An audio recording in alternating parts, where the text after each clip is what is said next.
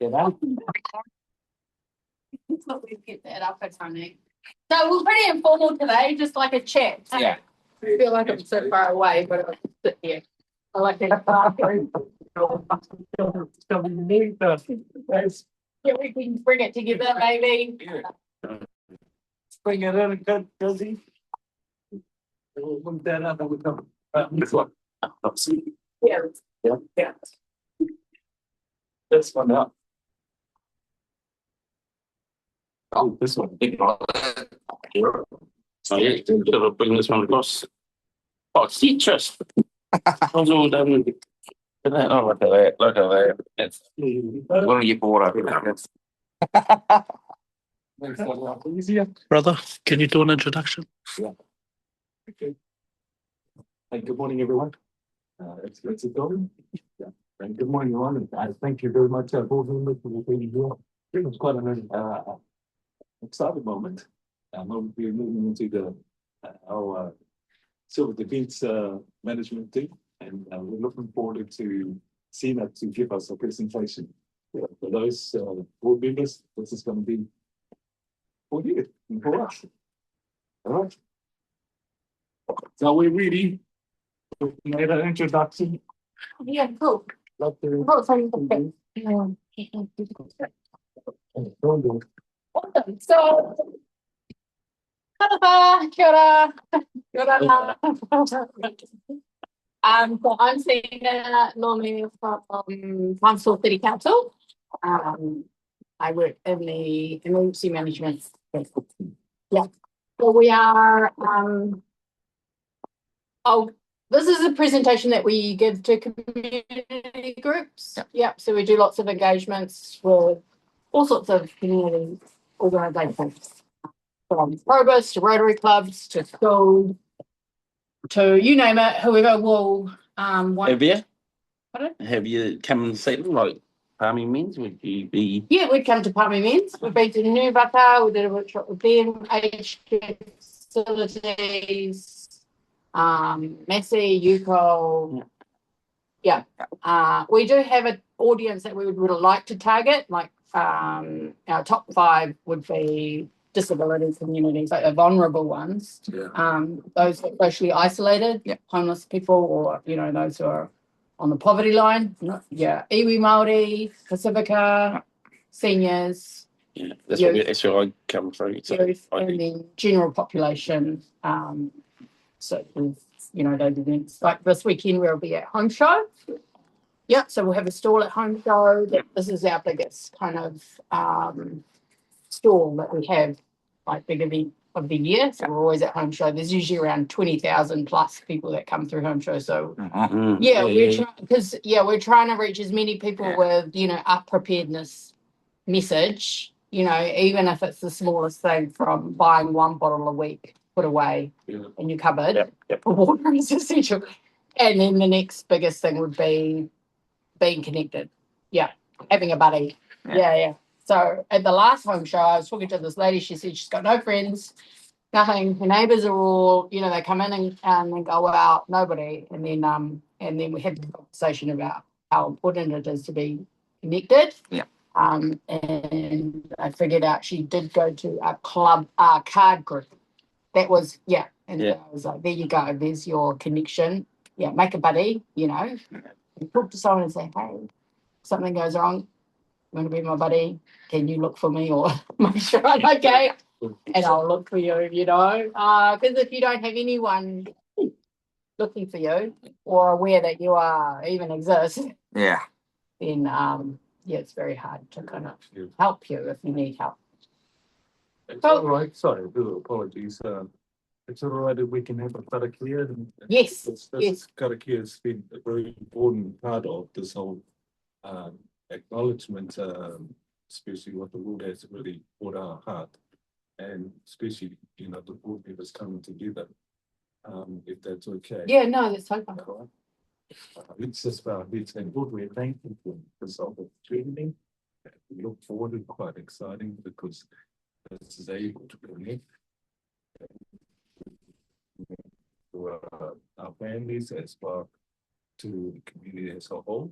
So we're thankful for Civil Defense that seem like they're still able to share with us their vision, and we also can also share our vision. The ones you have shared with us, we're thankful for concern. We love you. We're thankful for your loving kindness over us, like this to your care as we go through this meeting. In your Amen. Awesome. So our focus really is on building a resilient city. Yeah. And so it's awesome that you've created this trust because it is quite unique and that it is focused on preparedness and eventually building this resilient city alongside us. Yeah. Thank you. Okay, so this is our team, our emergency management team. There's just three of us. Yeah, so three of us in this team for the city of around 90 to 95,000 people.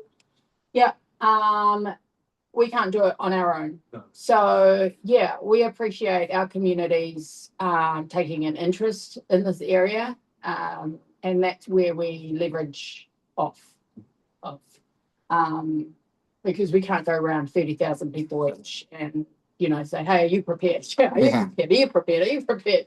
Yeah. So our aim, is to work smarter, not harder. So we try to reach into those people who are leaders in communities or groups like yourselves who will champion this for a wider community. Because we also have to manage internally the staff of council, and when an event happens, there's like two sides. Council has to maintain its operations, yeah, but we also need to draw some of the employees to come and support us with supporting the city, and then the flip side is communities supporting themselves, and then how can we support them in that aspect? Yeah, but we can talk about that along the way.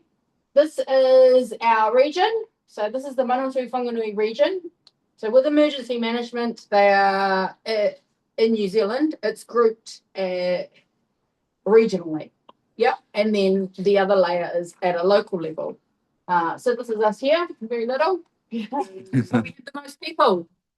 Yeah, we have the most people in all of those other areas. Most of them are rural. And so we have different things that we need to consider when an event happens. They'll be looking at the how dispersed the population is in the other areas. We're looking at this dense kind of urban area where we might get an influx of people, where a lot of the main services will come out of. Yeah, and deployed. Yep. So what we'll cover today is kind of like an overview. So as we talked about the other day, knowledge is, power. Knowledge can make us do stuff, activate our inner, functions. So knowing what has happened in the past, our events, usually triggers people to stand up and make this a priority in their individual lives. We live in in Palmy, not much really happens. Yeah, but it is around us. So we can't be complacent. Yeah. So every now and then we need that reminder that that things happen. So civil defence in a nutshell in this picture is all parts of society. Yeah, we're all playing a part. There's only three of us in this team for the city, but ultimately, everyone in the city is our team that we will tap into. Wherever you are, you might be walking down the street and be like, hey, you, we need you. What are you good at? You look fit. I need you to go run down because all the comms are out. Run down to the police station and tell them such and such. Yeah, or something. I don't know. So you've got your government agencies, your local councils, which is us, and then civil defence professionals, which mostly sit under the local council. Yeah, you got your communities, our utility companies, power, water, transport, etc. Our welfare service agencies, which are, these two lines in emergency services, you guys are our day-to-day heroes, basically. you know, our first responders, police, the hospital, doctors, FENS and our nurses. You know, they do this day in, day out, but at a lower level kind of emergency. And that's really sums up what civil defence is. We are kind of moving towards calling it more emergency management rather than civil defence, because civil defence came from during the war time, when our nation was protecting its border against attack. Yeah. And then when the Napier earthquake happened, really around that time, the industry shifted its focus on protecting the people from natural disasters rather than being attacked or, you know, going to war or that kind of stuff. These are the different types of, or the levels of an emergency. So you've got your community emergencies. They just happen at home, you know, or on the ground, where your communities just take care of that kind of response. You know, those are day-to-day, things happen. You know, you get your domestics as such. The next level type of emergency is this incident. Don't worry about the acronyms at this stage. Incident level is like when there's a fire, and so fire and emergency will come and put out the fire. When it becomes more than what those first responders can handle, could be multiple fires across the city, that's when it will extend to a local emergency, and that's where our team will get involved. Yeah, so the local emergency is where, I don't know, it could be all sorts of types of emergencies, where Major floodings and like. major floodings, yeah, civil unrest, where police may not be able to contain, you know, they're too busy doing the doing, and they need people at the, you know, to do the overview coordination of stuff.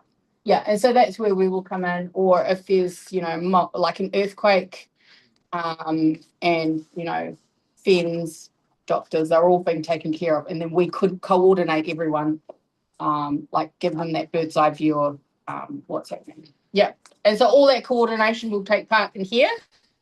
We will bring people in and just do the best that we can with what we have, or whatever type of event. Then if it's in a regional event, which, you know, has happened this year several times, those severe weather events that happen across our region, you know, our region was all the way from Ruapehu down to Horowhenua. If it affects more than 2 or 3 of those regions, then the region will activate. And so their office is right next door, which is really helpful for us. Yeah, we're in such a good position. Yeah. And we can also help them, and they can help us. Yeah, so that's really key as well. And then if it's a national event, affects all of New Zealand, then the national government will activate, and they will basically lead the operation at a national level, and we will provide support to the operation, basically. Yeah. So it's a flow, and up and down. It's that's just, it gives you some insight on the different levels. Yeah. Feel free to ask any questions or button or anything like that. I'm happy to make it real casual.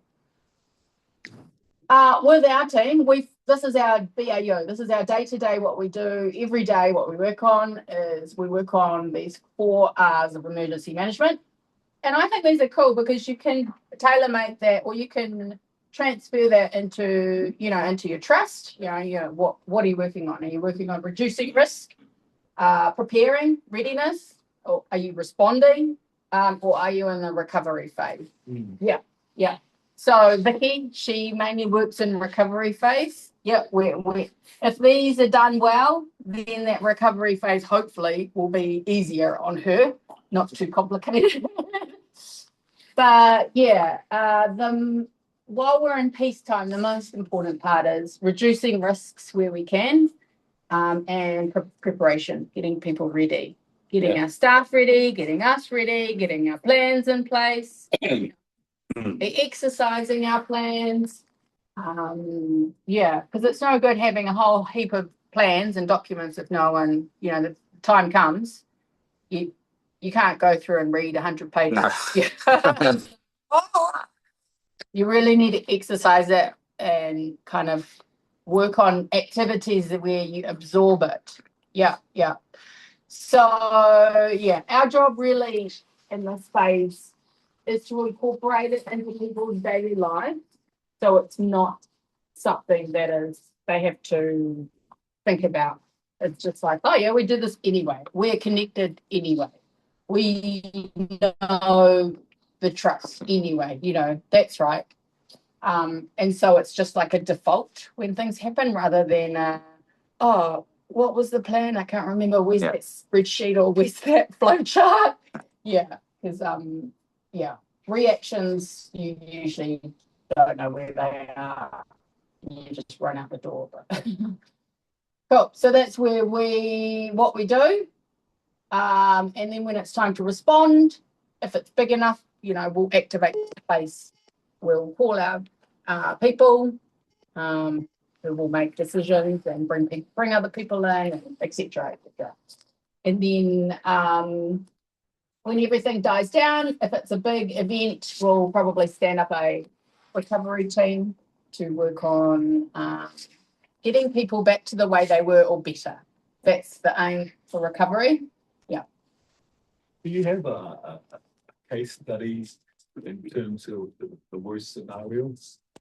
For instance, if you say here's the earthquake, this collapse. Do you have An alternative? alternative? We have an alternate, yeah. That would be under the cab in the city. Yeah, there's another place there. Yeah, otherwise we just make do with what we have. This building is actually probably the highest spec in the city. So that's why we're here. Yeah. So this is an IL4 as backup. You name it, it has it. Yeah. We're getting Starlink, etc., etc., etc. So the aim is, getting all that infrastructure in place, backup wastewater system, backup water, backup power, backup service, whatever. The aim for that was if everything else is flattened, this place will still be standing so we can still coordinate the response. So what were we looking at this ratio for this building to hold? In terms of a magnitude, I have no idea. Yeah.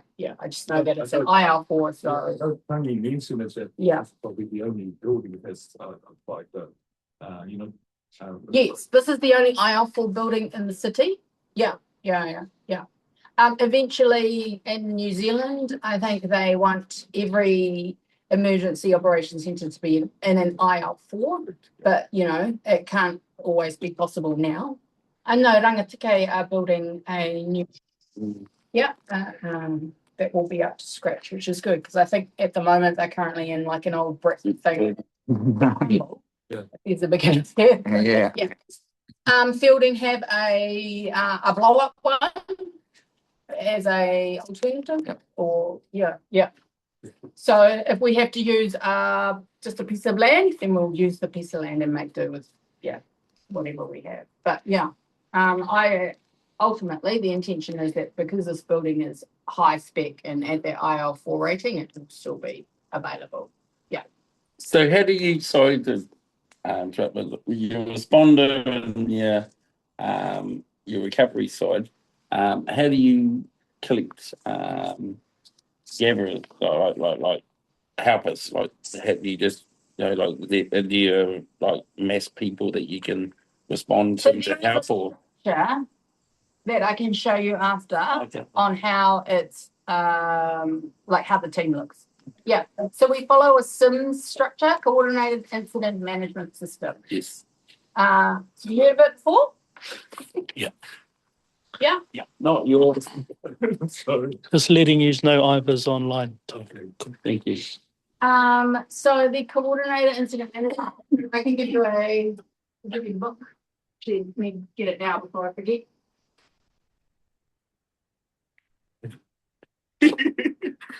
Iva, good to see you, brother.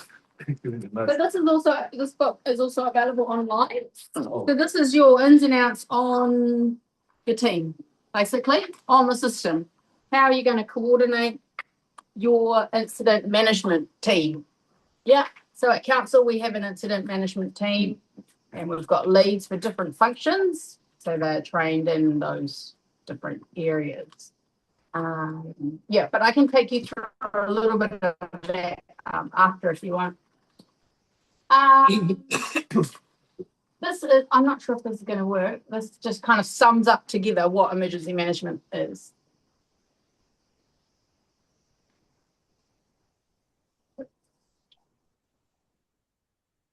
No sound. No sound.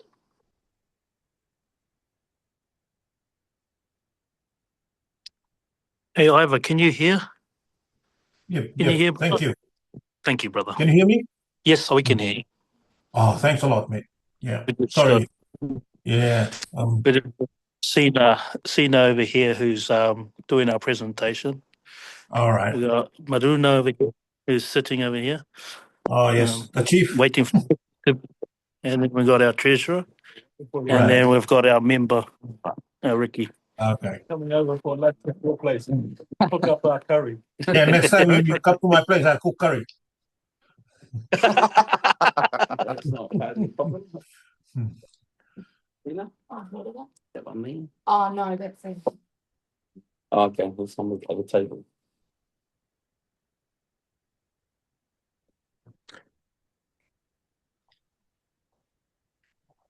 No, not sure why it's not working. That's okay. I can send that through.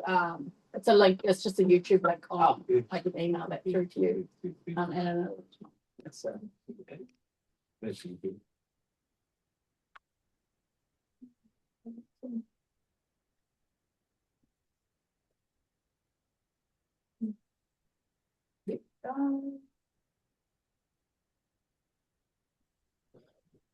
Okay, so these are the two legal obligations why our team exists, basically. It is in legislation that councils must plan and provide for civil defence within its area. And we also must ensure that we're able to continue during an event, even at a reduced rate.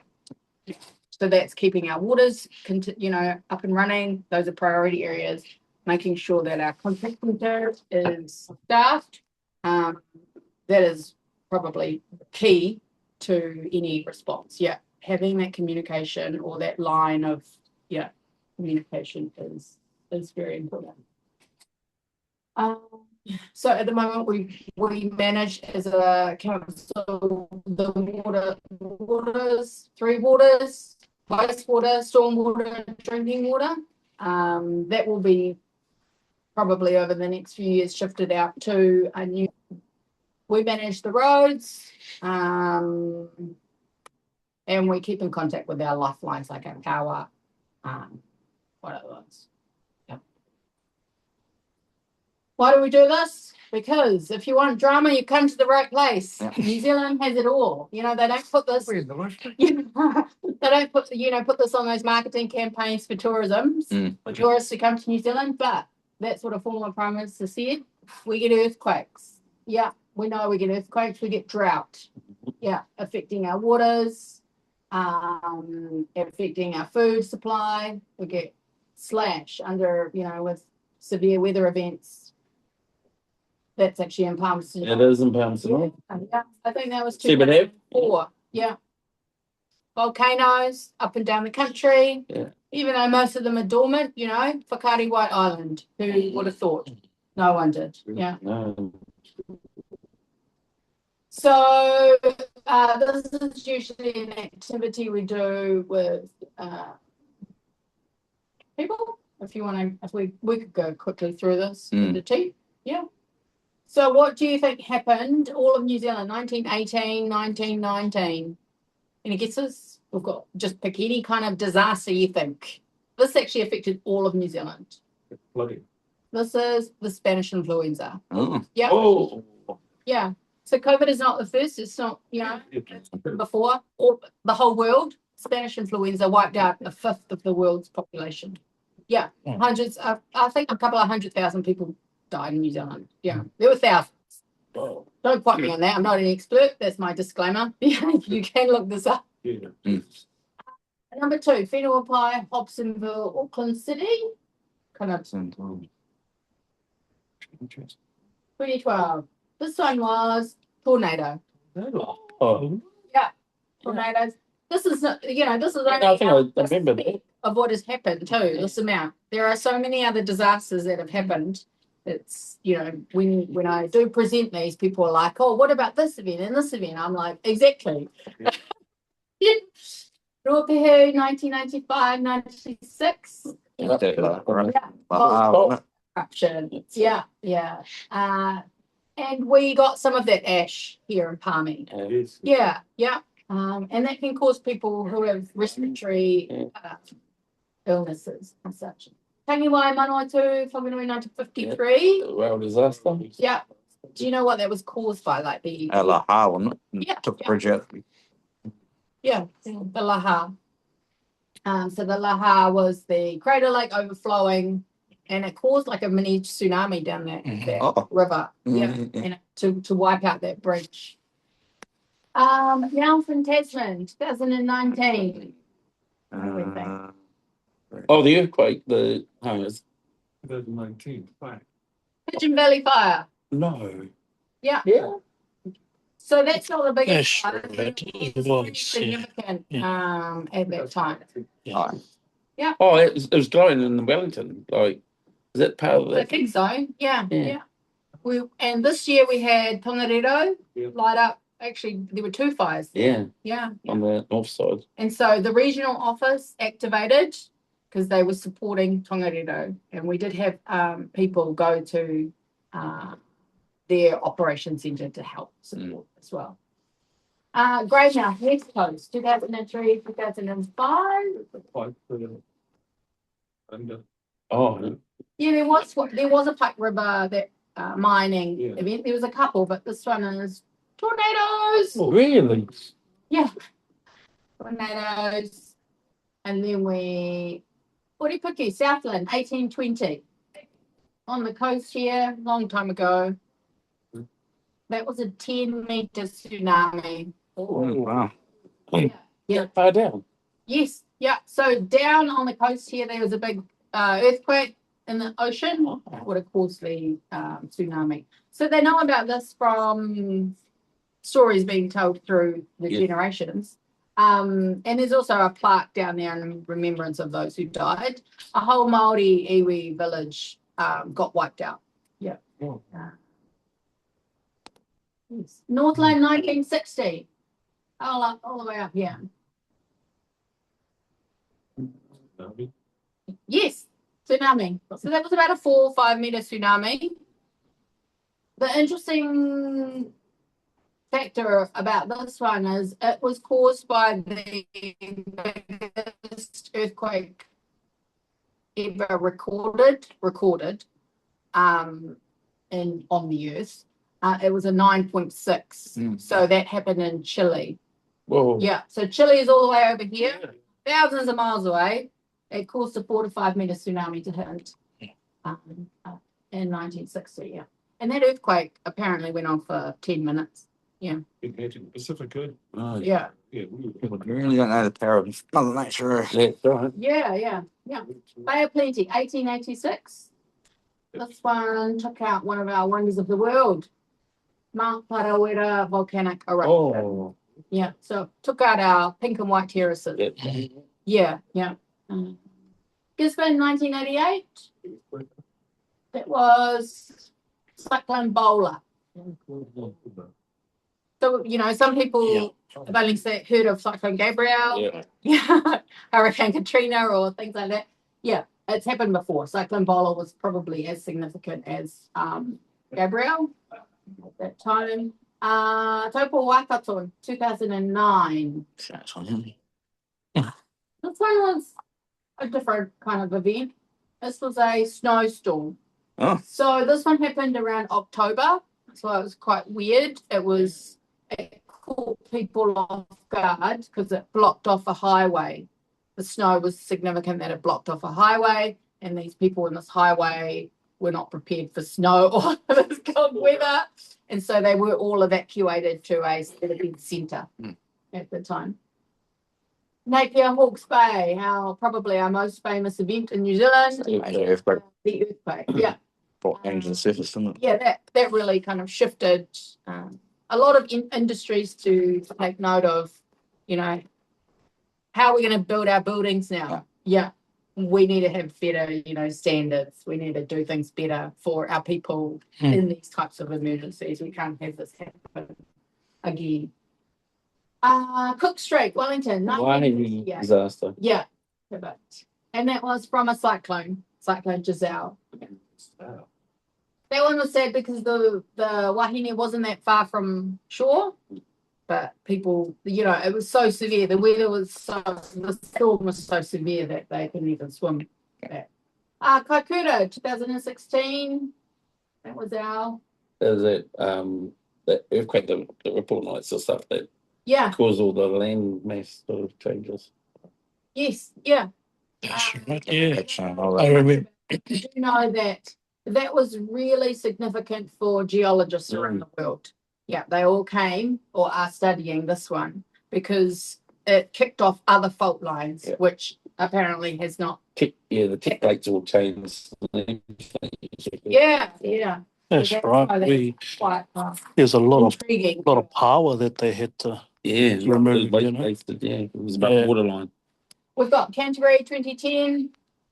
It's our latest, biggest earthquake. Yeah, people are still recovering from that, even though it happens, ages ago. Aoraki, Mount Cook, 1991. Plane crash? Avalanche. So that's our tallest mountain. Took off 10 meters off the top, that avalanche. Whoa. Yeah. And it's still our tallest mountain. It also caused a mini earthquake, around a 3 or 4 magnitude earthquake. Just from the debris coming down. Yeah. Right. It was going apparently like over 100 k's an hour. Yeah, you don't want to be stuck in that. Yeah. No. And then the last one we've got Dunedin, Otago, 1979. Guesses. This one was Abbotsford Slip, which was a development on the side of a mountain or side of a hill. Yeah, it slipped away. The whole thing. Yeah, there's footage somewhere of it. Just news articles. The whole side of the development just all. It was too heavy. It wasn't engineered right for obviously location. Yeah. So that was silly. So a question, just going back to the 3 water stuff and them taking it to another 3 entities. The control of the water and whatnot, and what infrastructure is doing at the moment, where they're talking about strip mining, which can poison our natural water resources. What is sort of Fancy and Council's plan to make sure there is going to be plenty of clean drinking water? I have no idea. Yeah, I wouldn't know that detail. Because that's one of the big controversies at the moment of polluting our waters through strip mining. Just through the process, there's no clean water from it. All waterways get Mining, where are they doing that? They haven't started, but there's talk on it. So that would be kind of at a national level. Conversation. Yeah. I'm not sure. But if that did become a problem, what would we be doing to look at it? We'd have to deal with it at that time. At that time, okay. Yeah. It's just a question of where's the came through as a city. Yeah. No. Yeah, hold on to that question. But there are there's different layers of emergencies. There's different layers of conversations to be had where people can implement higher level stuff to, make decisions for the wider population. Yeah, like all of these would have all had to happen all on the same time. They had to make some plans in that same time period. Yeah. Because, they would have had to move so quick. That's right. Yeah. We, as an industry, we want to learn from every Everything. Every Yeah, I was event. just saying, yeah. Yeah, all the events now, they have reviews. You know, they're all online. The severe weather events, there's reviews that happened with the Auckland floods. Yeah, and you know, reports come out on what ways we could have done better, what were the gaps, etc. And then they try, it's all trying to be filtered down to us as well, and we're trying to absorb it as much as possible. But personally, it does come down to common sense and connection. You know, if you know where, you don't have to hold the information in your head.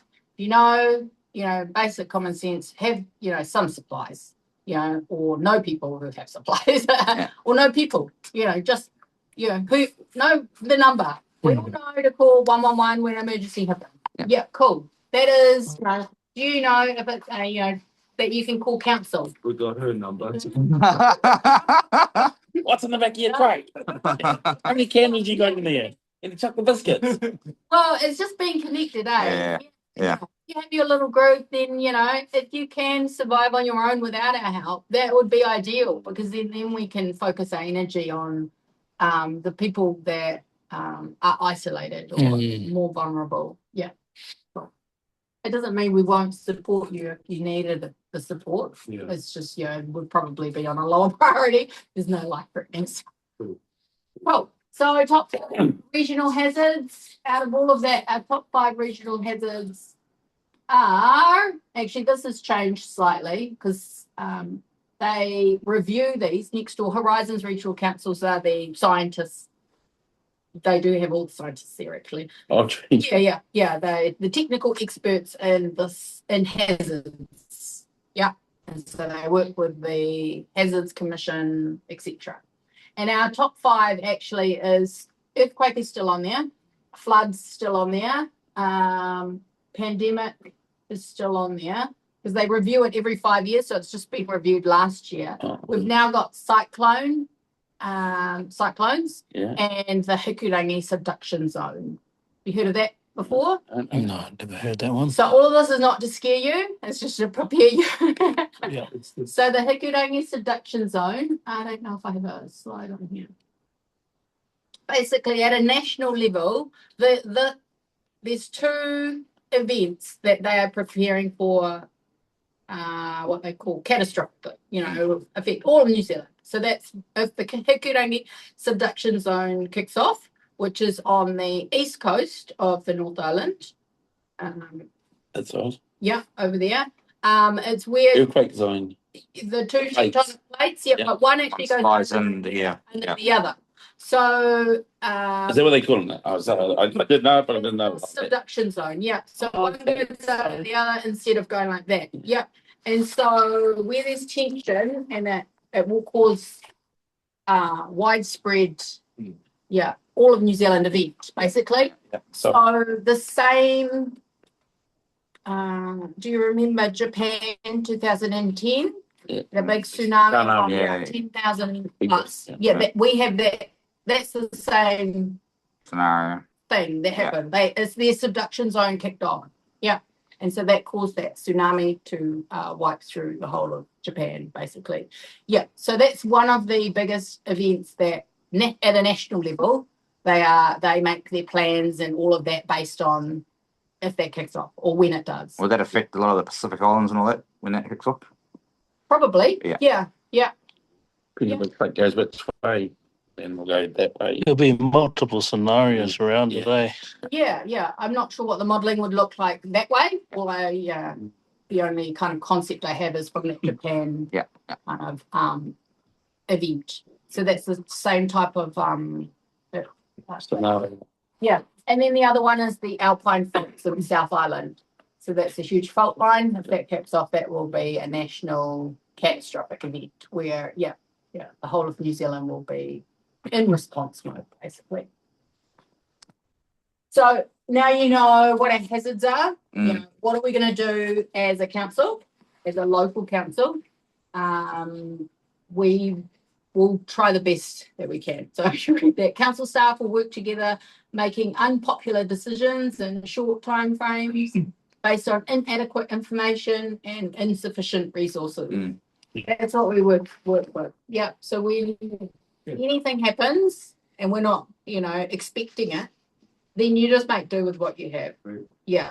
Yeah. We're just So that like trying to say a natural disaster happened afterwards, try to be that. So that like you trying to contact like Fielding and Wanganui and maybe Wairau civil defence sort of things like what's happening up there, what have you heard, what's going on, sort of like whatever natural disaster could be.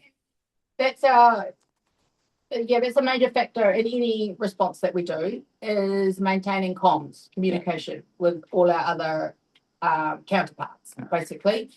Because if we are short-staffed or we don't have anyone, all of our staff are affected because we don't expect them to come in if they are affected themselves. Yeah. Then we will ask the other regions. We will go through our regional office. We'll say, hey, do you guys have any people? We don't have anyone. Yeah. How many people do you need? Etc. And if they don't have anyone, then they'll make the call out to New Zealand, who's available, when can you come? We need to fill these spots, planning, logistics, operations teams, etc. Yeah. Has there been times where you've ever relied on the community? During COVID? Only during COVID, yeah. Yeah, sure. Yeah, the kitchen. Yeah, we don't have a kitchen in here. Do you guys have a plan if communications fall down? Like if this technology falls down, do you have to go like an old school? We'd have to go through paper. So we go through what we call a PACE, primary, alternative. I can't figure the others, contingency and then emergency. Yeah. And you can use that for all sorts of things. Not just the phone, but Homing pigeons, you have to get priced. House homing pigeons at your place. Then get all out to me. Comms, right? We've got radios. Yes. Initially, we hope that our networks will be up. Yeah. If the networks go down, we've got Starlink. Yeah. If Starlink goes down, well, we've got our radios. Yeah. If that goes down, we've got runners. Yeah. Cool. Or people. Yeah. Right. There is a process if it does go down. Yeah, there is. Yeah. We're always thinking about what's the backup to that then. What's the backup to that? But we can't obviously go, 100 backups. Yeah. No, keep it minimal as possible. It's the best thing to do because then it's less stress with the organising of it all. Yeah. And so this is actually this room here, and this I think was an exercise, or it could have been during COVID. So I've only been in the role a couple of years, so I wasn't here when COVID hit, so I didn't experience how that rolled. But that was probably one of the last biggest events that we've had here, where it was fully operational. Cool. The other things we can do is we can set up a civil defence centre. That's where we are aiming to upskill our communities in. What does that look like, or what can that look like for you guys? Because, each community is quite different. They might have different tailored needs. Muslim communities, they only eat halal meat. So, have they considered, whoever's going to feed these people, dietary requirements? All of that. Some of them, men and women don't sleep together. All of that. We have to consider animals. We will take animals if they need to be evacuated. So that came from the learning from Hurricane Katrina. That happened like 20 years ago, where they were only evacuating people and they declined animals. And so a lot of hundreds of people did not make it because they weren't willing to leave the animals behind. So they were like, I'm not going with you. I'm staying with my animal. Yeah. Really? Yeah. So hundreds of people died from that because, and so there's kind of been this worldwide shift where welfare is not only for animals. We'll take animals if that means it's going to save you as well because you're so attached to your animal. So we'll do our best. But that's their buddy system. Yeah. A pet crocodile. Just domestic animals or whatever we can. A good example. Well, the last weather event that happened, I think in February this year, we had to evacuate some people out at Saddle Road in Ashurst. Oh, yeah, yeah. Horses and animals. So we were preparing in communication with our animal welfare team, where we're going to house their horses and stuff. Yeah. And so I was calling up our animal welfare and was like, we've got 5 horses, potentially we need to evacuate. And so they were preparing where they're going to put them, etc. And they were like, yep, fine, we've got space. Yep. Okay, Yeah. it was only for a couple of days, wasn't it? There was was it like less than a week, wasn't it? Sort of that disaster at Saddle Road, like there was. Yeah, where the modelling, the river modelling was showing that it was going to be as significant as 2004 floods or Cyclone Gabriel. Yeah. And so we were really alert. Going up. Yeah, sure. yeah. Even though it was like a day like this. And so the people there were like, what do you mean it's going to be as significant as that? And we're like, look, we're going by this modelling from our scientists. They're saying, we would prefer that you self-evacuated. Yeah. Otherwise, you might get a call at 3 o'clock in the morning where we will have to force you to evacuate if there was a declaration made. Yeah. So long story short, a declaration was made, but because they had already been pre-warned, they were not so grumpy as if we just turned up 3 o'clock in the morning. They'd be like, what? Yeah.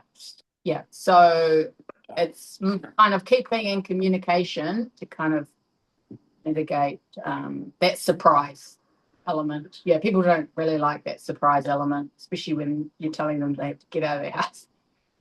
Yeah. So, lots of things to consider.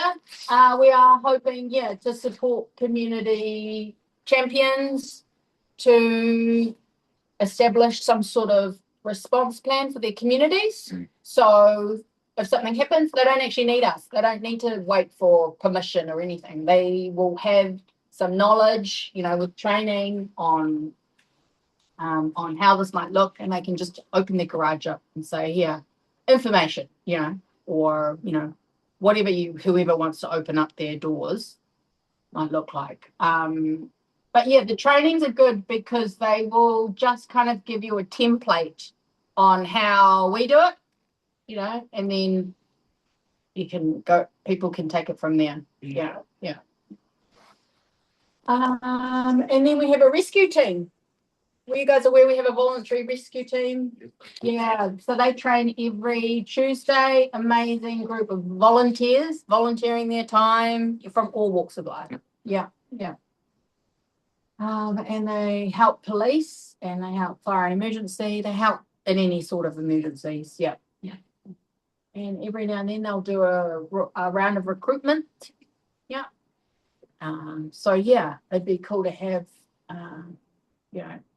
a diverse. Where are they based? Are they based out of here, or where do they do their Tuesday gathering? So they work out of our alternative EOC in what we call the bunker at the cab. Oh yeah, So that's kind of like their headquarters where they have their gear and stuff. Yep. And then they go off and do all sorts around the city, ropes off the buildings, etc. Yeah, I've seen them over the past. Yeah. So and they are accredited, which means every several years they have to go through, just get the sign off to say they're good at ropes and swimming. I have no idea. Yeah. So they actually sit under our team, and so my colleague Zara manages that team. Yeah. I was involved when I was in Auckland Oh yeah. Okay. Oh, nice. in my 20s. Yeah. So they have these across the country. Yeah. Our one is NZIT4. I'm assuming it's the 4th one that was established. Yeah, but it can go up to like 22. Yeah, around the country. Yeah. So in those catastrophic events, these people will be on the ground digging people out of the rubble. Yeah, that they are the heroes of the day too. And then we come to personal and community readiness. Oh no, the sound wasn't going.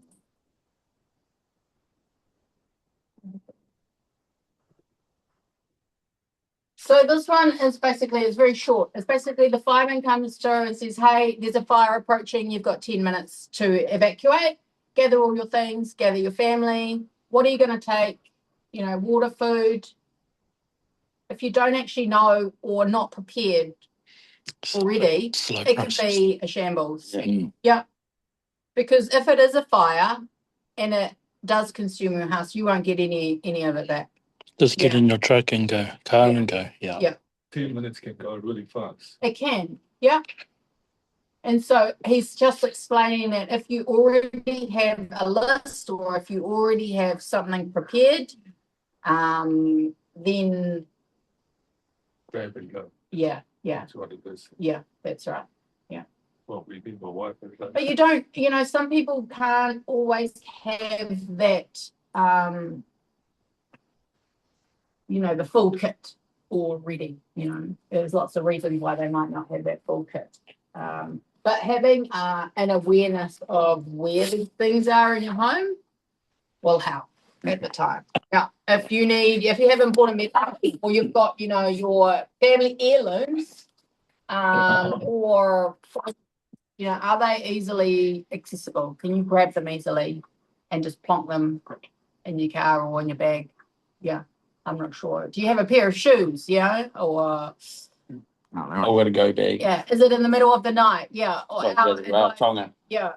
Our advice always is to put your shoes on first, especially if an earthquake happens. Yeah, have a pair of shoes near your bed or something. Yeah. Because glass will be everywhere. Yeah, and if you have a cut foot, that's gonna hinder you even helping others or helping yourself.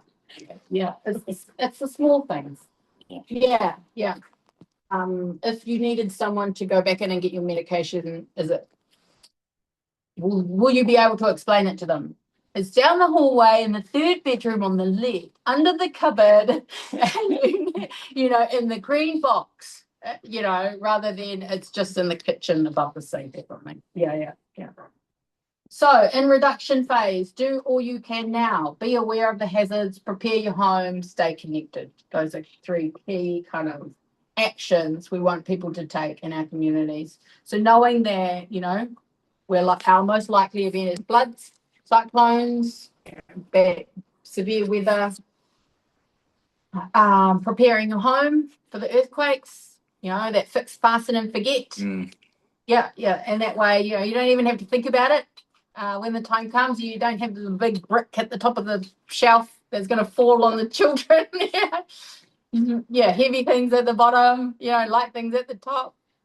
And then staying connected, going to church regularly is not, it's actually beneficial all aspects of our life, as a community. Talking to your neighbours, gosh, Palmy. Doesn't happen very much with neighbours and that stuff. Yeah. People interchange and all that, you're like. Yeah. Kind of just being proactive in that. Yeah. Neighbourhood support. Signing up to neighbourhood support is, It's a big thing. It's a big thing. Yeah, because they have a distribution list of about over 8,000. Yeah, and growing. And they really will be a key when we want to get information out. If people. Just making sure it's right. Like we had a loss of power in Calvin Grove a couple of nights ago. And it was quite funny because when you have no power and then you see everyone like walking the street and you're like, what are you doing now? Like, aren't you in bed? It's like 10:30 at night. And it's like, and then you knew that we had nieces and nephews staying and they were up and what's going on? Oh, so you're on your device, were you? Oh, okay. You went to bed at 9 o'clock, but you're like, oh.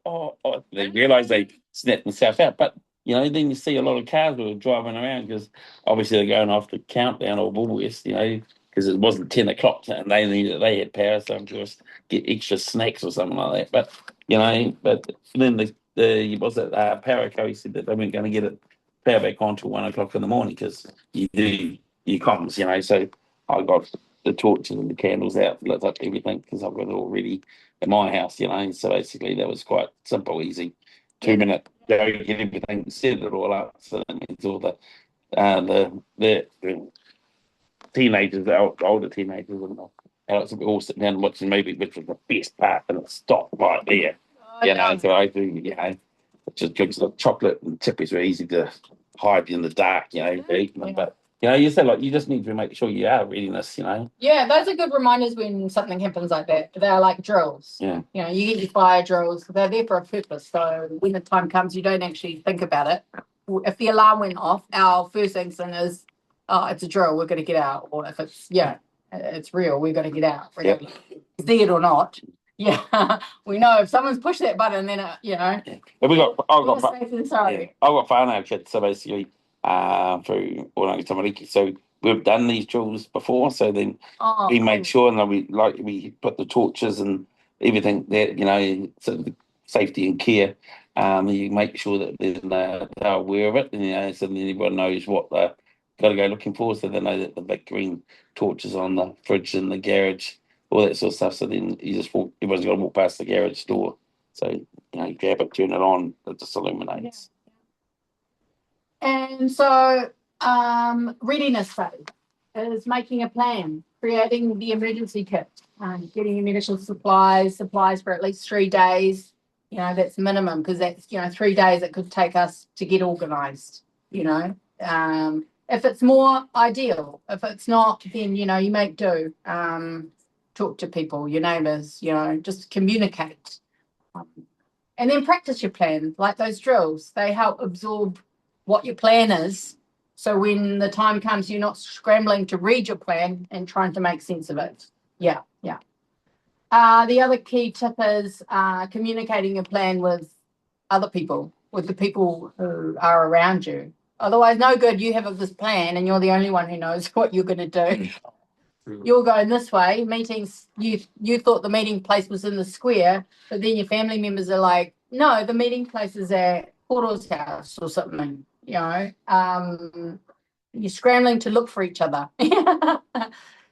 So communicating your plan.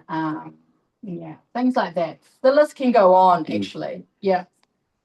When that time comes, when an event happens, if you are in danger, don't hesitate to call 111. Yeah, at the very least, it will get it on the record that you've called. Having a record.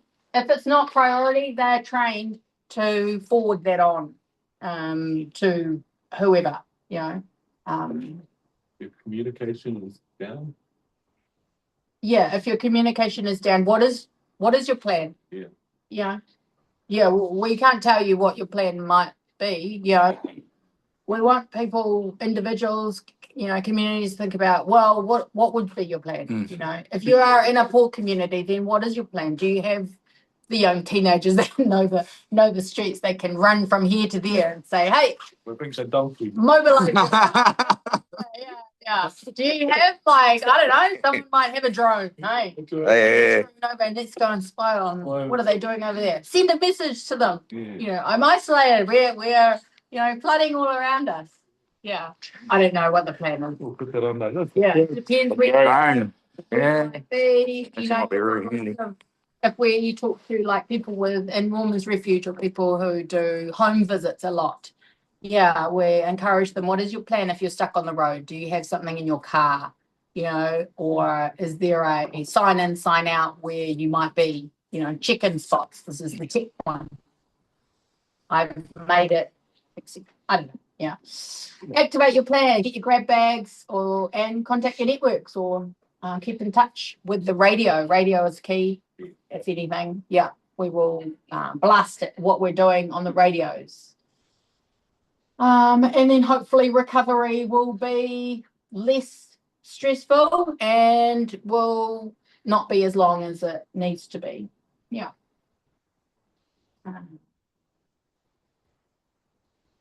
So where to from here? So now you are aware of hazards, what we do, what we will do, what our limitations are, basically. It's just 3 of us in this BAU role. We will have more people, but only when an event happens. So we've got people in council, but they've got their day-to-day job. Yeah. And so we're very tight with resources in that respect. Yeah. But we are happy to use our communities, or support you guys, in different ways. And we can come and do these talks if you gather a group who are interested or who want to upskill. Yeah, there could be some potential to have a training pathway. Yeah. That we can work with you guys to work out with your own communities. Yeah, but then sometimes there's the liability issue about communities saying, "Hey, you said that you would do this." I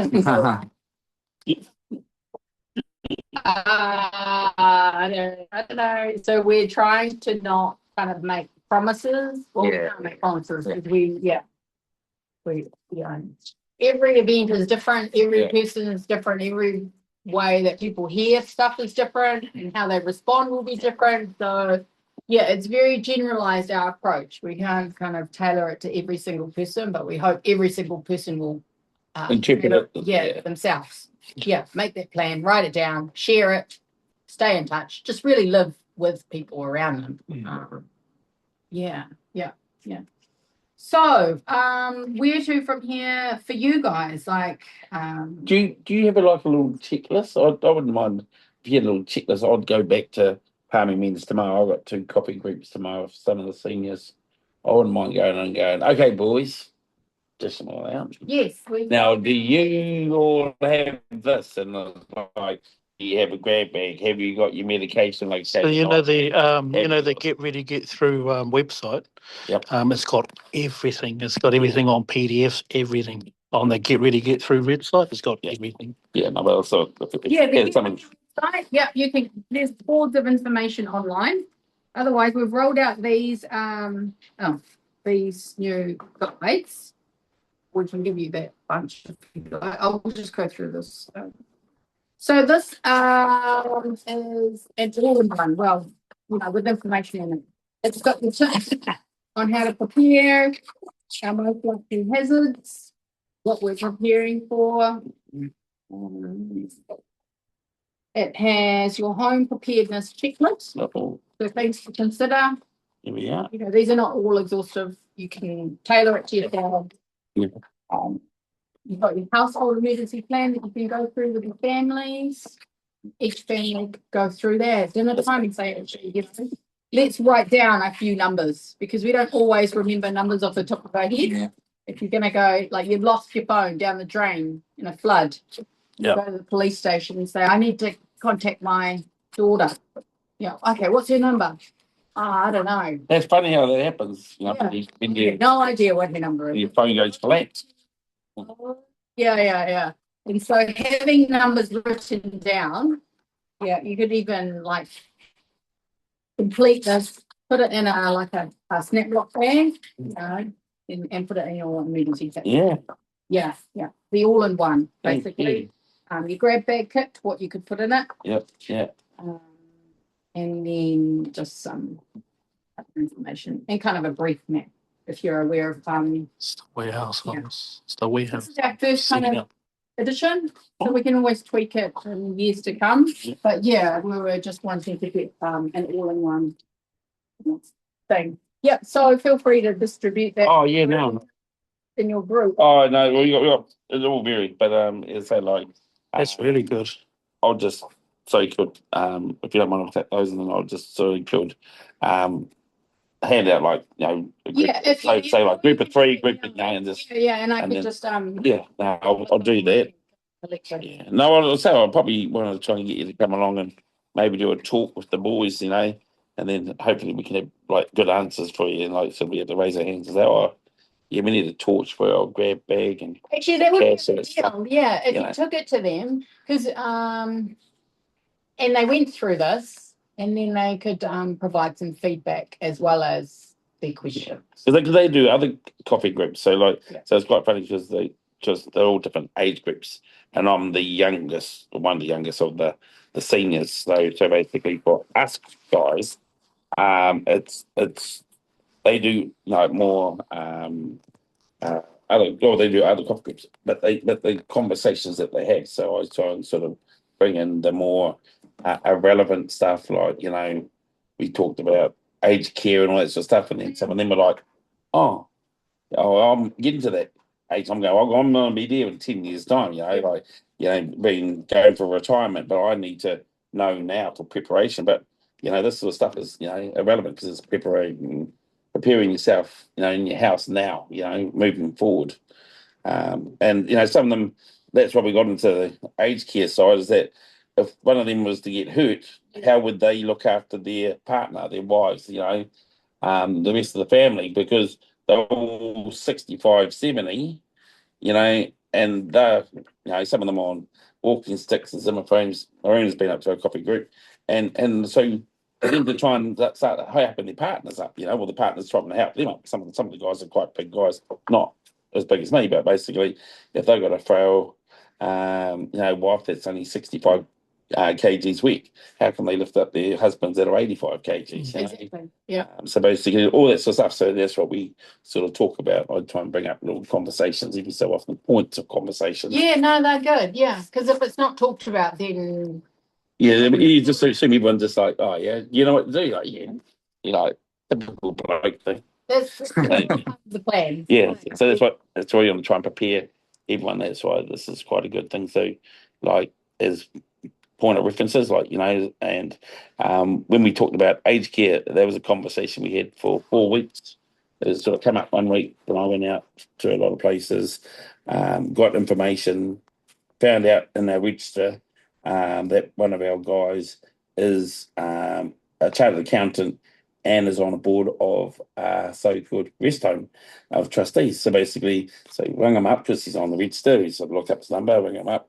Can you come check out our afternoon coffee group? We got a couple of questions, XYZ, ABC. And so he was prepared, but then you never prepared for any questions that come at you. So then, of course, all the guys are all asking multiple different questions, but lucky enough, he had enough scenarios that he could sort of give to the guys. And then, as he said, like, I'm a chartered accountant, but I can't tell you, your situation is different, your situation is different, which comes down to the same scenario there. Like, it is.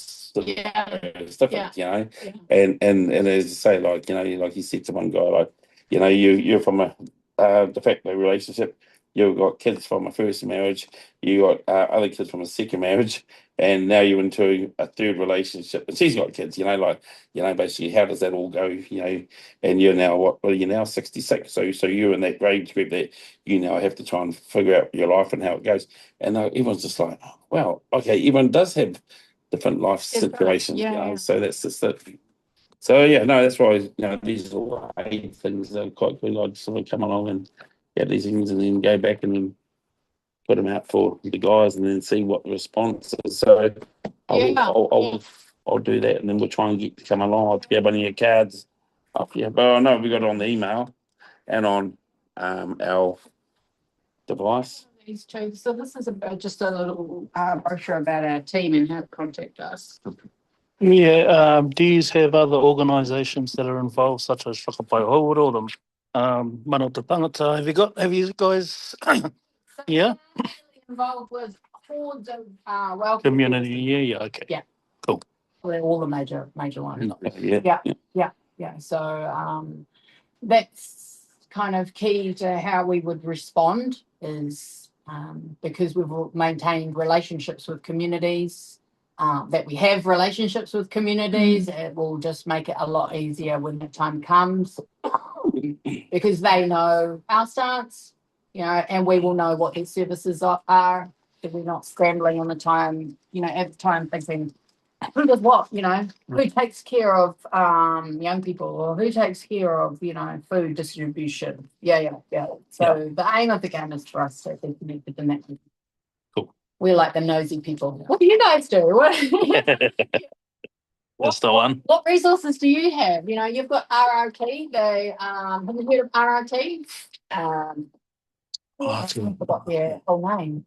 Anyway, they're a service out in Longburn, and their services are to take, are to support emergencies with food. So they have like the food trailers, and they can do that on mass. Yes, I think they're the Brethrens. Yes, yeah. And so they have 3 kind of pillars that they focus on. youth homelessness and emergency management. That'll probably be our next to meet up with that. Yeah. So that's just a prime example of keeping connected with people, organizations like that. So they've got a big sandbagging machine. If we ever needed one, we can be like, hey, they've got one. Let's ask them if it's available. Yeah. And so in this coordination management system, you can take this book, by the way. Oh, thank you. There is a program.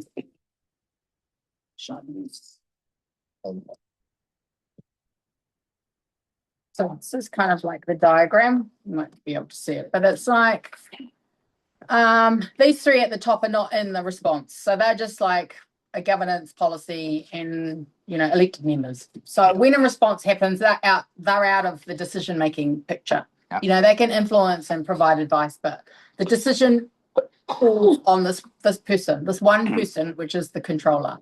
Yeah. So if it's at a local level, our local controller will be the one that will bear the burden of the decisions that they make for the city, because there's no time for consultations. We've got our general manager, and she is being appointed as our primary controller. Yeah. But then we have three others as a backup in case she's on holiday. Yeah. And then you've got all these different functions or teams that will be called in if they need to be called in. So you've got your controller's assistant. So if it is a large scale event, that controller will need support. So they need that EA, someone doing the diary. You need to be here to do the media stand up. You need to make a decision on this. These people are waiting for decisions. Because it's at the time, time, is crucial, to saving lives. Yep. So this controller needs, they are appointed at the higher level, like from a general manager perspective, because they need to have already been trusted in those types of roles. Yeah. You've got iwi Māori liaisons, your response manager, so that would be our team. So if something kicks off, my role would change to be the response manager, where I need to make sure that the people in this room know what they're doing. So, just making sure that I've got the right people in the right teams. Otherwise, if you're not helpful, sorry, you're out. Yeah. You've got your legal advisors, you've got your science technicians just to provide advice to the controller. Then you've got, these are the bread and butter, the safety teams. Yep. If we're going to set up a CDC, a Civil Defence Centre, just has safety kind of reviewed, what's the protocols, how are we going to keep our people safe? Mm-hmm. You've got your intelligence team. This is crucial for understanding what is going on. So this team needs to know, how are you going to manage all these 100 pieces of emails that come in? How are you going to manage it and then spit it out into something that we can understand? Yeah. Where's everything happening? Yeah. You've got 5 people saying it's flooded. Has it been verified that this is intel? Yeah. And this is where we might lean on you guys too, where you will feed us information to say, hey, our group, has been affected and they're blocked off. So we'll put it on the list. Yeah, this team's been blocked off. Someone's going to do something, and that will be the welfare people. Then we have planning. They do the plans for the response, long-term plan, short-term plan. Operations team, they will manage the people doing the stuff on the ground. So they'll manage who's taking the food. I've got all this food, who's going to take it? So they'll manage people on the ground to do all the doing stuff. Logistics, they are the people who source stuff. A request has come in for helicopter support on a hilltop. Yeah, so the logistics people will be like, we'll find out where a helicopter is, or an alternative. You've got your PIM, which is your communication people. They'll get all the media out. Really important to make sure the messaging is correct. Yeah. So that's a crucial, So that team by default is actually our communication team in general. So that's what they do day in, day out. So There's no point in trying to recruit other people. It would be terrible to send a message out saying we've opened up something, but we haven't, or we're over here and it hasn't happened. Yeah, that is very important to reduce widespread panic. KFC. Yeah, the KFC is not operational. Yeah, but it is. And and then you've got your people, the welfare team. So their focus is primarily on all people. Yeah. Where's our community at? Yeah. What do they need? I've got this household, they need this. So they'll put in requests to logistics or other people to say, hey, they need blankets, they need food, they need counselling, they need something, money, I don't know, water. Yeah. So that's basically, the team. The team. This is what, like, at a major level, everybody will be operating in here. Could be up to 100 people frantically running around talking to people. Yep. Otherwise, if it's just a small event, it might just be the controller and the response manager just saying, hey, do we need to escalate? Do we not? Don't know, making decisions on whatever we have. Yeah. And so there's a lot of work that comes into, being prepared in this space, making sure we have our phone trees, up and, accurate. I don't have them on. That's a lot of work, making sure people's numbers are. Yeah. So my role, I do the phone thing. That's why it's painful, but good at the same time because I use that opportunity to connect with people. Yeah. Hey, so your contact number, cool. What do you do? Where's your hub? Yeah. Nice. That's nice. Yeah, so that's our day in, day out. And we're not the only people who do this. This is a national structure. You've got MPI, all the government agencies, they use similar. The Army, police, FENS, they use a structure like this. So if we need to support them, they need to support us in here, then they know what it looks like. Yeah. And so if that rolled out to communities, the same structure, or the awareness that there are teams that do different things, then when the time comes, it'll be just a lot smoother. Yeah. Definitely. You could even go to Australia or, I don't know, the islands. Yeah. Similar. Everything's similar. So you're not so surprised. You just slotted. Where do you need me? Cool. Welfare. Poor people. Yeah. Or be on the ground, door knocking. Yeah. Yeah, lots of. It's very simplistic, but it's irrelevant to the bigger scale of things. We just got to look at it. Yeah.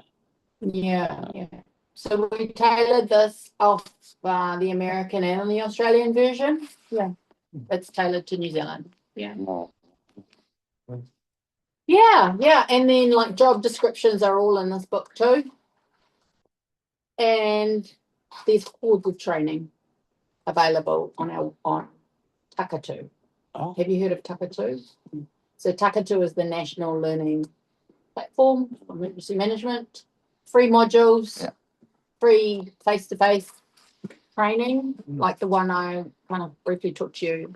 There's one happening on the 27th. It is actually full, but we are hoping to put on more of the trainings it's the working in a civil defence centre training. Yep.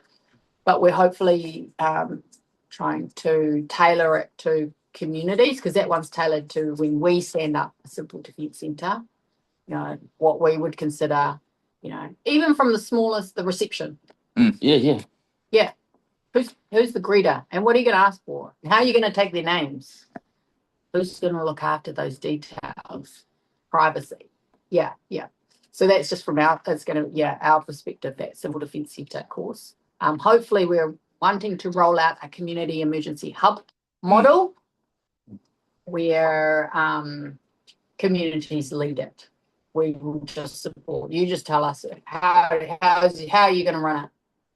Yeah, cool. Who's going to be your lead? Cool. Yeah. When you're looking at executing that, or have you already started that The process? discussions are already taking place. So Okay. we're socialising that concept. Yeah. Yes. It's already happening in Wellington and other regions. Yeah, so online, the Wellington they've got it all established. Yeah. Yeah. Their motto is that their emergency management team have no part in it at all. Totally up to the community to run their response. They've worked with the communities. They've placed the communities in location areas. And I think they've given them, the initial training. They help them with their response plan, like a plan for their community, and then delegated, those responsibilities to the leads. Yeah, so they would hold maybe a container of general admin stuff. Yeah. And then, when the time comes, it's up to them if they want to activate. So take the container, set it up at the park, say, and then maybe radio in and say, I've set up our community response hub. Yeah. And as long as that communication comes into us, then we know, cool, they've already activated, so we don't have here. But maintaining that comms, if you need support from us, but we won't tell you what to do. So that's their model. Yeah. Yeah. Much resources provided for them, or just those resources, those types of resources? Just those resources, Okay. to start with.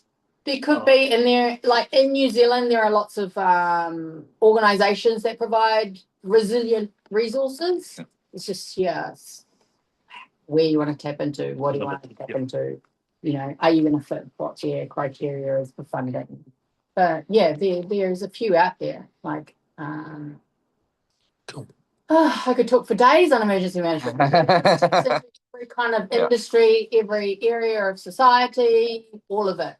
From the geeks who do the mapping online, IT stuff, to going out to the field or talking to people at schools, doing school presentations, to just maintaining this directory of phone numbers. Yeah.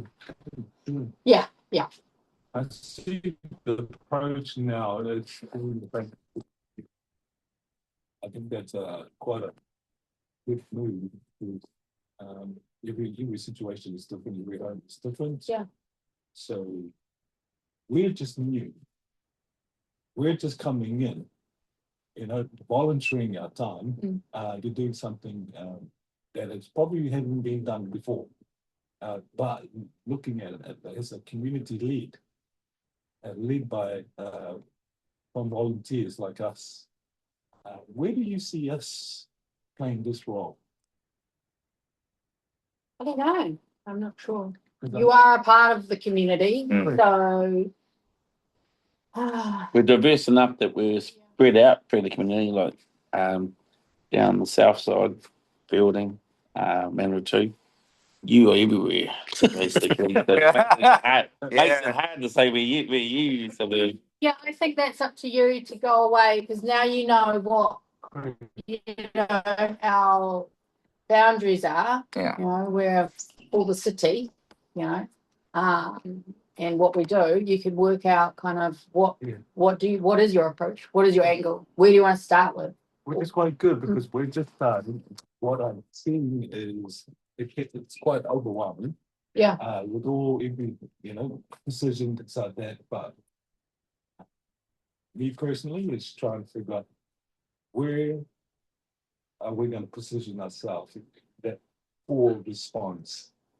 Things like clearly to me, it's preparation. Yeah, that's all I was getting from it, really. That we will probably be working on to quickly. That's just me. With the sim structure, you would happen to the welfare. It's different. All communities goes through welfare. Yeah. So just knowing who you are is helpful to us, because then we can reach out and say, hey, let's go through our list of welfare providers in the city. And make contact with them. How are they? What do they need from us? We don't want to task you to do things. That's not what we're here for. We want you to task us, basically. And then we can say yes or no, we can do that, we can't do that. Or connect you with who can do that. In terms of, when all the management gets together, Yeah. is that open to the service providers here once we establish for discussion for open or? If it's a large scale event, it will, there will be welfare Or even forums. without the event, just a discussion or preparation, a discussion on what are some of the scenarios, the worst scenarios, in that form discussion. Like an exercise or a Yeah, drill. just like an exercise to do. Does the service provider also can be part of that scenario, Yes. things like that? Well, when we have You know? drills and exercises, ideally, yes. Ideally, yes. Yeah. Okay. It's how we fit it in and who's going to organise it and Yeah. where can we fit you in, or what are we testing, basically. Because like you said, you got an online. Did you say online or was it a meet and greet? On the 27th, you got. 27th is it's a course. Oh, it's a course. It's a course. Yeah. So there are courses that are running right through the year on all the different functions. And they're working in a civil defence centre course. If you go on to Takajou, I'll send a link. I'll show you what it looks like if you want to. Do you have time? Yeah. Do you have any questions, Ivor? Unmute. You got to unmute. There we go. Thanks, We can Mark. hear you. Yeah, you got any questions, Ivor? Yes, I do have one, but I'll just a very simple one. We'll keep it simple. Okay. Can you hear me? Yeah, yeah. Yep. Oh, sorry. Yeah. No, I appreciate the way that you presented right throughout. That's very brief, and I like that. Before I ask you the question is, as an organization, what is your opinion? I'd like to hear from you personally. Do you think there is a place for an organization like ours to fit in together with council regarding our objectives and the mission and vision that we've had on our trust deed? Do you think there's a place for people for the organization? What is your opinion? What do you think? Well, it depends how you want to define that. What is that going to look like? Great, exactly, and I think this is why we need to talk with you. We need to come down and sit down and liaise and work our way through a system because we have our own objectives, as no doubt, yeah. And this is and we would like to work with council. Definitely, that's our main objective here, to work with you to meet the needs of our people, because we believe that we know our people better than anybody else, especially our Pacific people. Yeah, that's right. And that's where I'm coming from, and I'd like to establish that opinion together with you or with somebody else who is in council and who can appreciate where we're coming from, and then work our way through that system where we can be a part of the overall organization, if I may or may not, depending on policies and depending on we understand that and the laws and whatever governs now how the system works. But we certainly would like to be part of the whole structure, if possible. If possible, this is why we ask you: do you think there's a place for us?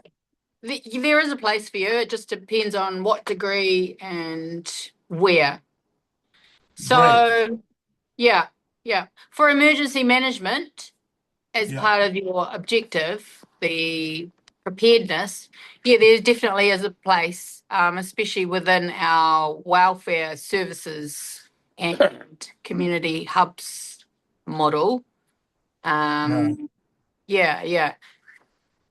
Communities always have a place to work with us. Great. Yeah. I think you mentioned about partnership in the email, and I think that's trying to work through. I think this is what we're wanting to do with trying to and fine tune what a partnership looks like. I think. Yeah. That's this is only the second meeting. There's many more to come. That's right. Yeah, we're just starting the conversation. So it's exciting. Yeah, it's exciting. And then the next one is that we will proceed to you we're coming to your place, Iva, for Yeah. Curry. Oh, yeah. Do the Yeah, I mean, presentation for the vote. no, this is good. I mean, at least we Yeah. start the ball rolling, and the more we talk, the better we understand one another, and then we can get Yes. things working at the ground level. I mean, that's from my point of view, and I'm sure everybody will agree with that. We need to talk more. Yeah. But Yeah. I think ultimately, though, like just thinking out loud would be that you wouldn't need us in the end. Yeah. You wouldn't need it. You would Right. be self-sufficient. Yeah, basically we start making the structures for our community. Yeah. And then you would only tap into us if you needed, advice or yes. anything like Good that. thing about it is the Or information funding. is coming Your in funding, already. funding and advice, technical advice and funding. Those are the two areas I'm looking at: technical advice and funding. If you can help us with that, I don't mind. Or show us the way. Which So way? my Where? team don't deal with the funding, but yeah, we could direct you with Ahmed. He deals with the community funding. Yes. Yeah. Great. Yeah. That's your mate. very- Yeah. And also, there is funding in other organizations, at government levels for emergency management. So it's whether you look into that, Yes. tap into that as well. Great. You great. probably- Great. That's good. Yes. You've heard the 4 hours, eh? Did you hear Sorry? about the 4 hours? And I think you heard about the 4 hours. The Oh, readiness, yes. I've been, recovery, I've been response. sleeping on that too long, man. You have. Yes, I have. I used to deal with disaster management at one time. I used to be the director of the organization. That's why I'm asking. I want to get down the basics that's why first. you're about vital. But Yeah, first get you the gotta basics cook first, right? Yeah. I've been sitting them for that for weeks. Yeah. Yeah, so- I mean, I understand disaster management because I was there at one time. So I'm sure we can all work together. Yeah. Anyway, just Thank you, Brother Rocky. this is the Takatu National Platform. You just have to have a Realme account to access this. Okay. Yeah. Anyone. Do you have an app?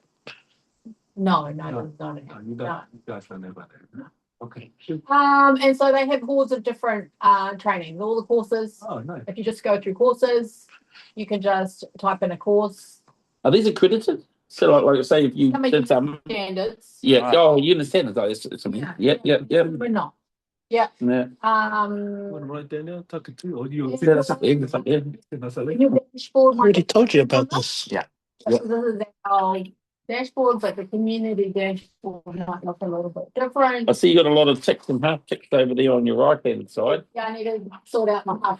I don't want to point that out, but so does that mean that you've done part of the course, you haven't completed the course? And I see you've got a lot of upcoming courses coming up, you know. These are the ones that are remaining for the year for our region. Oh, okay. These are offered around New Zealand. Yeah. It depends on who's putting what on. So the next course we have is our welfare function course. That is actually full. The 25 is usually the limit, but we are happy to go over it where we can. We've got a working in a civil defence centre course coming up on the 27th. Is that full? Nearly. We could fit a couple more people if they wanted to jump on. If you wanted to. Yeah, jump on. no, I'd be real keen on that. 29th? 27th? Not available. Not available. I'm available. So do we? Oh, actually, yeah, not available. Do we It's at 8:38. or is it on a different sort of platform again? Check your. How do we? This Takatu platform. Yeah, oh, yeah. We can do modules that we would ideally want people to do, but it's not kind of mandatory. So Takatu can be a little bit of a complex maze. I was looking at that. I was like, oh, okay. Anyway, don't worry about these. These are just kind of the different sections that you can do. What's after that? Lifeline utility coordination course. That's for those who work in like lifeline utilities, waters, power, etc., who will coordinate those people together because they understand the same language. Yeah. You've got your controller's assistant. So anyone who kind of thinks that they need to, anyone in your team needs to upskill in kind of EA stuff or, what do I think about to manage someone's calendar? Yeah. So that can be. When I first got into this, I thought, oh, I'm going to do all of them just because you can transfer what you learn Skills. into your day job. Yeah. Yeah. Is it- Everything is transferable into Yeah. your day job, whatever you do, really. Oh, exactly. That's right. Yeah. And because they're free, why not take the opportunity? Yeah. And they're all full days, so it's all catered for. Free lunch. Feel free to bring your things. Intermediate. So this is a good one. It's a 2-day course, and this will run through the functions. It's all from a council perspective, though. If you're working here, what will each of these functions do, and how will they work together with each other? So the first day is more theory, and the second day is practical. You'll have a scenario. How are you going to work together with iwi, Māori, or etc. And see that you can transfer that into your day job, like collaboration, etc. Planning function course is about planning, function, logistics, PIM, and then a few more intermediate ones. To do a function course, you need to do the intermediate course first.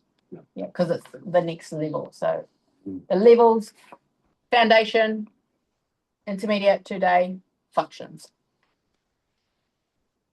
That's how we roll. But yeah. Is it generally just staff, Palmy's, just the staffs only, or is this No. open to the community? Open. This Yeah. is what I was talking to you about before, the open courses. Of course.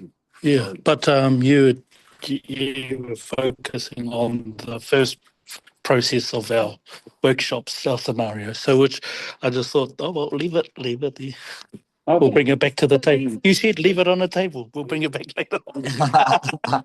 As well, or hasn't been put out there because they are focused on training people who will be in an operations centre. Yeah. So people who are in the centre are usually staff. Yeah. Yeah. But then you have your liaison officers. But I think like this one here. So have these courses been run before, or these sort of still new and upcoming sort of? No, they've been going for years. Oh, okay. Years. Yeah. These are Well refined. So the well refined. That's for saying, like, are they just refining them, trying to always improve? It's the well refined. Maybe not that old. Yeah, I need but updating. But updating, but you know, resources are strained. Yeah. So we go with the base. Yeah. And you know, when slowly we deliver them, because our team will deliver some of them, then we will tailor make it to our current knowledge and understanding of things. Yeah. Okay. Yeah. Okay. Yeah. No. But yeah, you guys got a lot of thinking and mulling over on, you know, all of this extra stuff that you're now aware of. Which Yeah. is good. It's coming up with, you Yeah. know, your plan. And which means we have to be innovative. Yeah. That's what comes down to, because every house is different, and so we have to be what they've got in their own home. That's right. And Yeah, this making is do with what they have. what they Yeah. got. And so we And have to figuring be out the gaps. Yeah, at all those different levels, figuring out the gaps in your personal life, in your, you know, in your trust, you know, or you know, to meet your objectives in the city, and what are the gaps? Yeah. You can fill. Yeah. Where you can fill the gap in. Awesome. Well, you know where I am. If you need any help or questions or you need my book, you know, we've got hordes of the paper resources. You know. In terms of resources, one of them is like fire extinguisher. You know, you would know who we can link with. You know, That would be fins. Yeah, we don't do would you link fire us with? extinguishers. I haven't heard of any places that give those out. I wouldn't have any idea because that would be because they're regulated. Yeah. They have to be make sure that they're Yes, up check. to standard. It's like gas bottles. We wouldn't. Then they checked yearly, I think, actually, because we're category operations, Yeah. they check every year. There was that Fires and Andersons and all that stuff that do the technical teaching on. Yeah, you get to do a course, but teach you how to do your hydrants and extinguishers. Yeah. Right. This is gas. This is foam, this is, powder, this, Very good. for what ones you have to have. Yeah, you'd have to go. And that's where you get certified. Yeah. Did you certified? did you know somebody? Mm. You remember you knew some that had quite a few of them, eh? Yeah, I just thought you might have on your list. No, not for fire extinguishers. We would just leave. I did mine in Hawke's Yeah. Bay. We can't hold. Yeah, it's hard to hold too much information. Yeah. Yeah. They're the technical experts. We'll leave it to them. Yeah. Yeah. Horizons are the technical experts with flooding and stuff, so we'll leave that knowledge to them.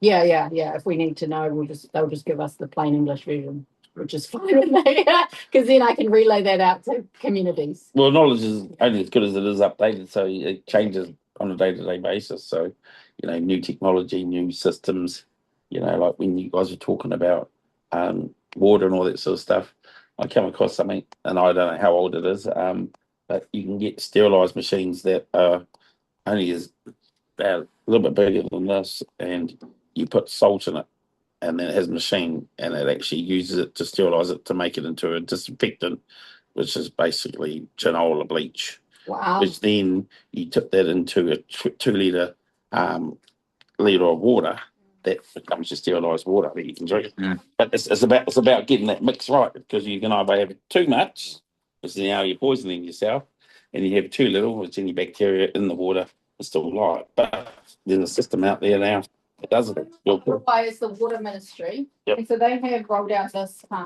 really cool water thing on how to drinking water supplies following a flood. Contamination, yeah. Yeah. Mm. So only take the advice from the people who Do it. are Yeah, exactly. Don't take my advice. Yeah. Is that Source of the people who are the geniuses in areas to do the, we had to roll out something that was, poison the community. Oh no! At least some advice is better than no advice. If you know what I mean. Yeah. My advice would be, if it's expired, just use it for cleaning. And that's not a silly thing. Sale on discount council. Oh. So water tanks, that 200 litre water tanks that you can tap onto the side of your storm water. Yeah. 135 at the moment. They're usually like $300-400. Yeah. Oh, I thought they were making a law against people doing that, And it comes with a kit. stopping people using the water off their roofs and. Well, it's a supply of water. Yeah. So whether you use it for cleaning in an emergency, it's a source.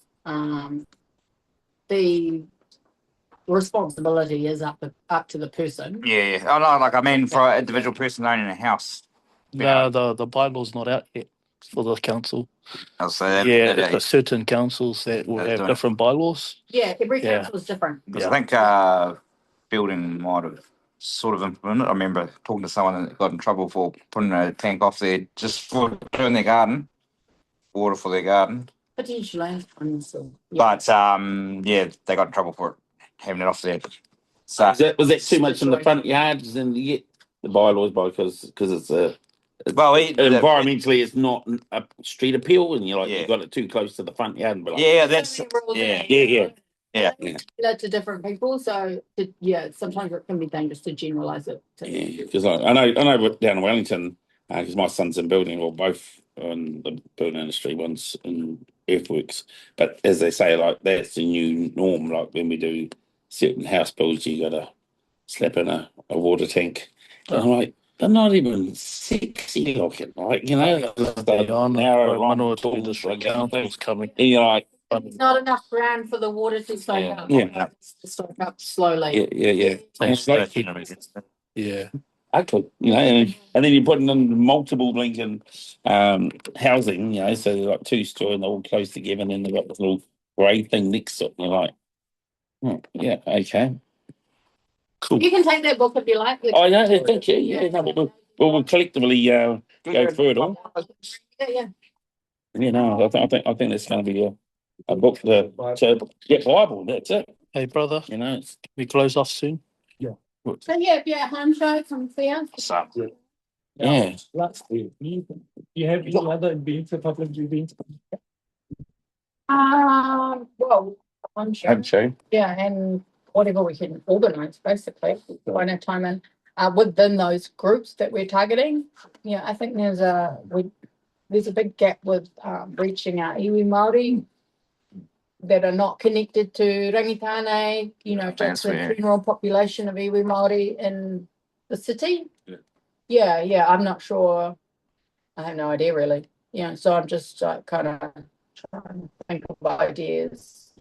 We're always in touch with Te Tihi and all of that, but but and I'm gonna get together some assets in Te Reo for the Te Reo speaking schools. Yeah. To get, you know, our actual group together, general population, I don't know. It sounds a little bit bad when I say it out loud, of iwi Māori only. I think it's because a lot of the iwi Māori are they've got their own alliances that are happening with different iwi and different hapu. So the Māori Committee Affairs with government, they were talking about these types of talks of how we can communicate with management, but with emergency management, but it's still in the talks. So there's nothing actually happening. Like we're still talking about it on the pipeline. Like that's how. Yeah. Māori advisor. Yeah. A great team. Yeah. So they connect heavily with rangitane in the area around here. Yeah. We have done Massey Māori student group. But I'd really like to kind of tap into that area as well. But then in saying that, while I'm thinking out loud, is they're probably more prepared than the general population. Yeah. Because that natural community. Exactly. This is yeah. And the marae stand out automatically. It's just proven throughout New Zealand. They're the ones that. Yeah. I'm going to be really honest. We had a bit of a conference back in Waikato. And when we stood up on the pai, one of the questions that came out was, what are we prepared for? Are we preparing these events for celebration, or are we preparing these events for emergency services? Because all we started to see over time was it was just for show, you know. Yep. That's what we started to see over time. Yep. So that was the question that came out. And so they went into they changed the whole itinerary in less than a couple of minutes. Nice. Yeah. True. Yeah.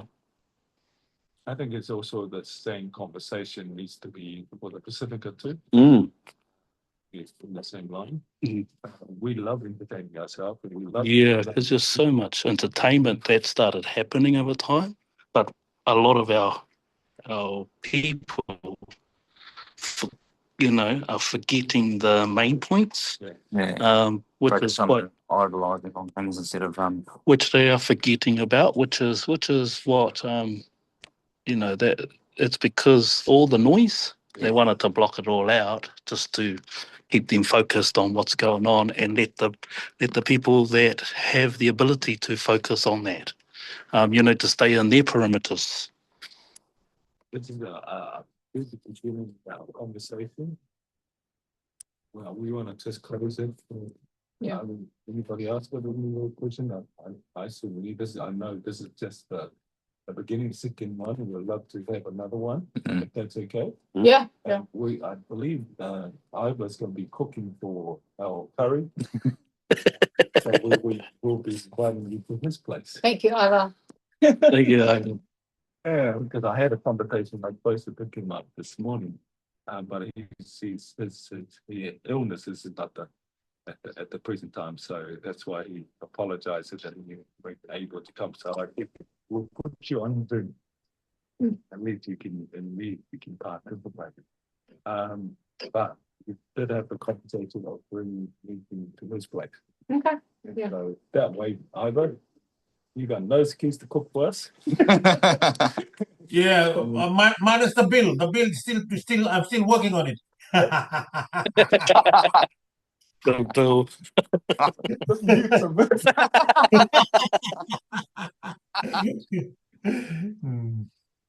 close with a prayer.